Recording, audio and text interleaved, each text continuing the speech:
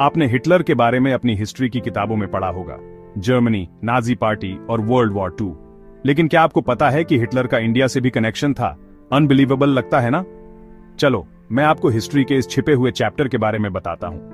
1941 में सुभाष चंद्र बोस, जो इंडिया के सबसे बहादुर फ्रीडम फाइटर्स में से एक थे, नाजी जर्मनी गए थे। उनका एम क्या था? इंडिया की इंडिपेंडेंस के लिए मिलिट्री सपोर्ट लेना।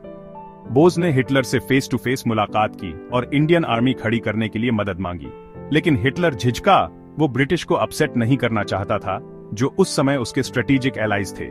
ज्यादातर हिस्टोरियंस मानते हैं कि हिटलर ने इंडिया की फ्रीडम स्ट्रगल को कभी पूरी तरह सपोर्ट नहीं किया। लेकिन बात यहीं खत्म नहीं हुई। हिटलर के ऑर्डर्स पर आजाद हिंद रेडियो जर्मनी से ब्रॉडकास्ट करना शुरू हुआ। यहां बोस ने हिंदी, उर्दू और बंगाली में पावरफुल मैसेजेस भेजे, जिससे इंडियंस को ब्रिटिश के खिलाफ उठने की इंस्पिरेशन मिली। यह प्रोपेगेंडा जरूर था, लेकिन इससे अपने देश में होप और रिबेलियन की चिंगारी जरूर जली। अब एरियन थ्योरी की बात करते हैं। हिटलर मानता था कि तथाकथित एरियन रेस इंडिया से आई है। वो इंडियन सिविलाइजेशन को एंशिएंट और स्पिरिचुअल मानता था, लेकिन अपने ट्विस्टेड व्यू में उसे लगता था कि इंडिया ने समय के साथ अपनी स्ट्रेंथ खो दी है। इस बिजार आइडिया ने बहुत सारी नाजी आइडियोलॉजी को शेप किया।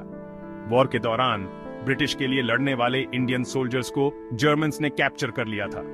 हिटलर ने उन्हें इंडियन लीजन में रिक्रूट करने की कोशिश की, एक यूनिट जो नाज़ीज के साथ लड़ती थी, और वो इन POWs को अपने फायदे के लिए फ्रीडम फाइटर्स में बदलना चाहता था। ये सारे फैक्ट्स, बोस की meetings, radio broadcast, Indian legion अब जर्मन आर्काइव्स में डॉक्यूमेंटेड है। ये इस बात का प्रूफ है कि इंडिया की फ्रीडम की लड़ाई ने कुछ सरप्राइजिंग टर्न्स लिए, यहां तक कि नाज़ी जर्मनी के कॉरिडोर्स से भी गुजरी।